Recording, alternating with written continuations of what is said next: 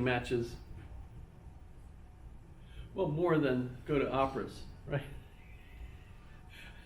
I would go if I got to see Donald Trump beating one of his friends. Wouldn't that have been fun to watch? I've seen it on video, but I'm sure it's better in person. You've seen it on video, like AI video? No, he did it in WWE. Oh no, he was actually. Oh no, he yeah. actually did that. Oh, really? Huh. Yeah. 2000, I think. Like 2006 or something. Yeah. Long time. Some people deserve opera, and even though most people have no clue, that's okay. But the state ought to afford the opportunity for people who love opera to go and see opera. So ConocoPhillips and other oil companies with the money will pay for the opera to come here so that the few people that are interested in opera can afford to go and watch an opera. It's a lot more money, and there's only a few people in the audience compared to wrestling, other things, right? But these people deserve that. And if we're going to have a quality community, we need the quality people. And for quality people to live here, we need quality amusements and other things for those people. So if we want, so there's a business reason for this, right? It's not just let's spend more money on these people. No, these people are important to us because if we get those people here, these kinds of social things happen. So we need those kinds of things in order to have those kind of people. So it's worth it for the community as a whole to make sure that certain individuals get a better deal, better schools. Universities. How many people in Alaska are going to universities? Roughly 25% have some college background out of our population. Roughly, right? You're already part of the top 25% by being here, right? It's expensive, but the more people we get with college degrees in our state, the better off our state will be, statistically, right? So it's worth it. We need to spend the money on it, even if not everybody. So it's not fair. It's not my fault. I was the first generation to go to college in my family. I mean, my dad went to St. Joe's for 1 year. And then that summer, he got an internship with an insurance company. And when the summer was over and he was getting ready to go back for his second year, the boss said, you know, you've got a good job here. Why are you going back to college? So he didn't. He stayed there, worked his whole career for that same company, Chubb & Sons. Top 2 floors of one of the buildings in New York that were destroyed by the attack were full of Chubb & Son employees, many of whom he knew. He was retired, but so John Stuart Mill, growing up with Jeremy Bentham as a friend of his father, grows up as a utilitarian, thinking that what we need is a philosophy that does away with the traditional moral view and bases a new morality on happiness. What people need is more and more happiness, but we have to scientifically figure out how to do this. The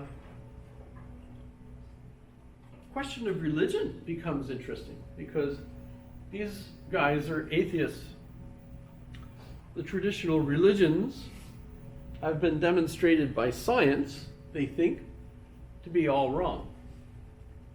But there's a problem. If we do away with religion, what we know is that religion structures the morality of the underclasses. And we need that. If the underclasses don't get religion, all heck breaks loose. By the way, one of the other contemporaries that we'll be looking at, I mentioned him earlier, is Karl Marx.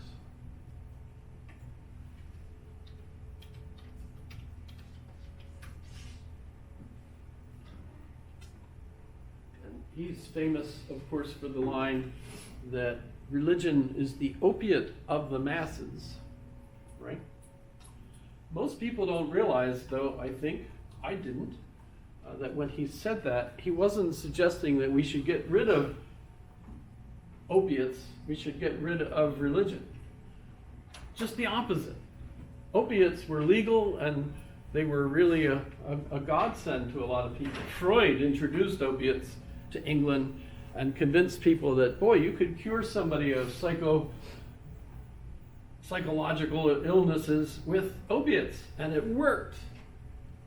But the end result is you get things like Alice in Wonderland. Who are you? 'Twas Brillig, and the slithy toves did gyre and gimble in the way. You know, you get weird things from people that are on opiates. So it didn't become illegal for a while yet. Killed Freud. He ended up with cancer of the jaw. Was that from the cigar? Or was it from opiates? I don't know. Karl Marx actually realizes religion is necessary. It's the opiates. It's the painkiller. And life is painful. So people need religion. Trouble is, those old religions are definitely wrong. So we need a different kind of religion. So Mill suggests a state religion. So for example, we should have holidays. The 4th of July, Flag Day, special days where we celebrate our country. Have temples. You ever been to DC? Look at the Lincoln Memorial. That's a Greek temple. Jefferson Memorial, that's a Greek temple. A little more Italian, but it's still Greek, basically. All these different memorials are essentially temples.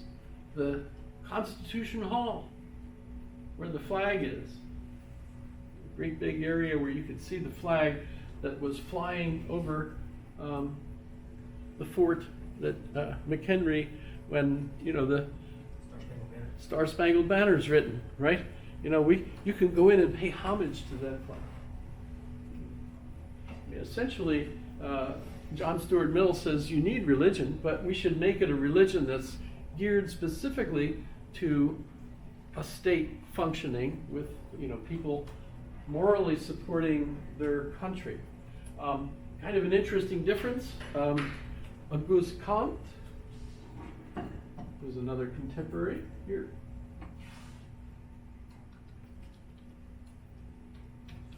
It's French.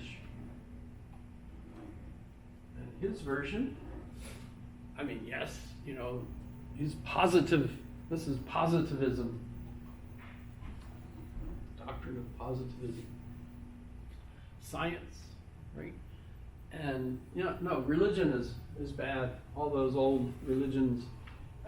Remember, the biggest issue, thank you Feuerbach, is that those religions celebrate this abstract God and make us feel like sinners, right? What we need to do is change our view of religion and realize that man is God. Homo Deus, the title of a relatively new book, which basically assumes, yes, we've become God.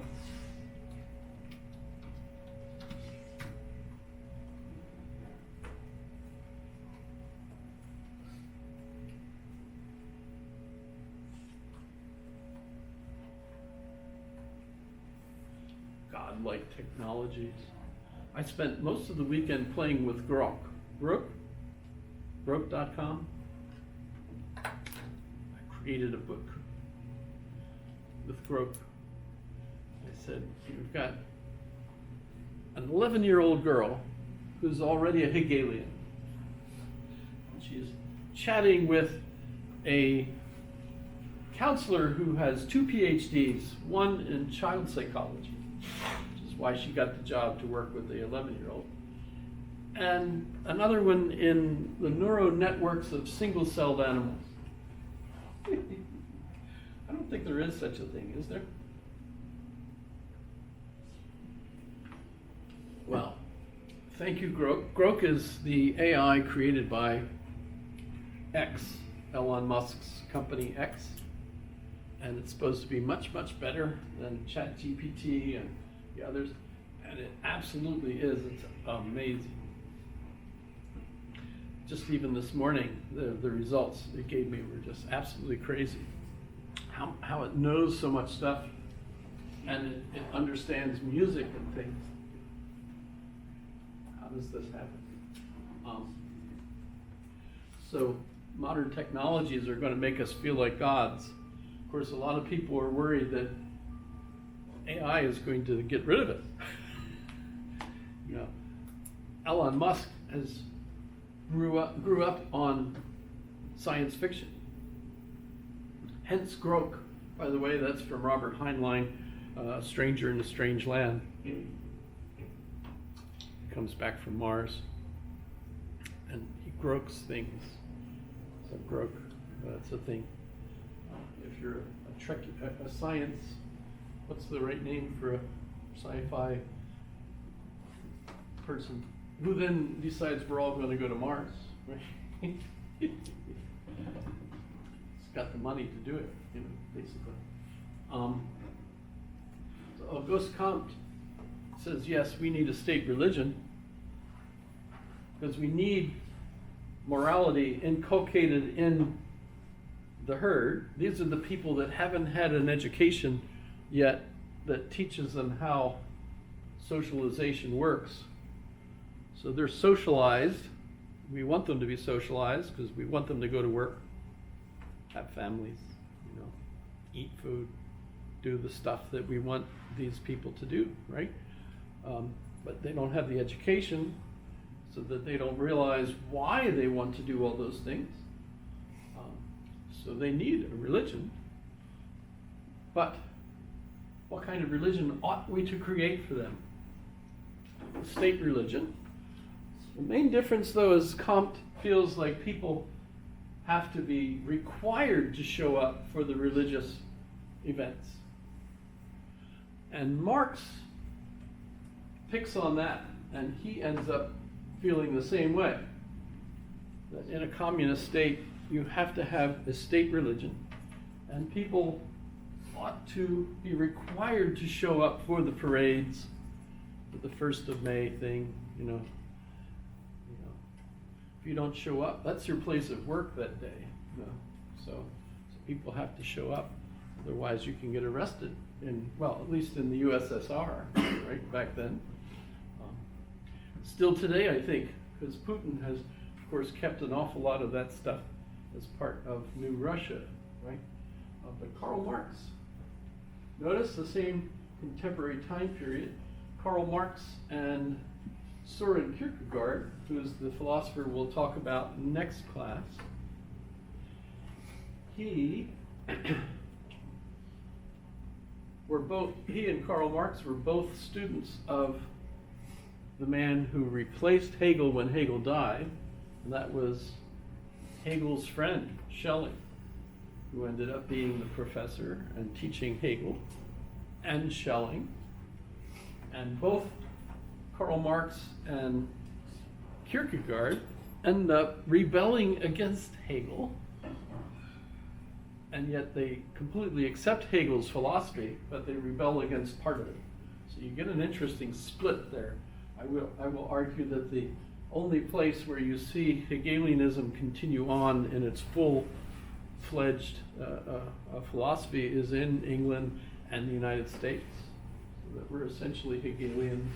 We call ourselves pragmatists, right? And that'll be where we end up finishing up our courses, talking about American pragmatism. So it's interesting, they want religion, but they want to give up the old traditional religions. So they're atheists. And a contemporary argument will be over whether or not you need a conception of God as part of the religious package. You know, because otherwise, what holds the whole narrative together, right? But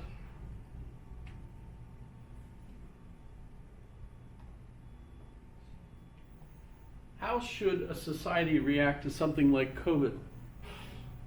What's the best way? Did we do the right thing? We're second guessing all the kinds of things that happen in our country. Dr. Fauci, love him or hate him. There are people that want him, you know, crucified.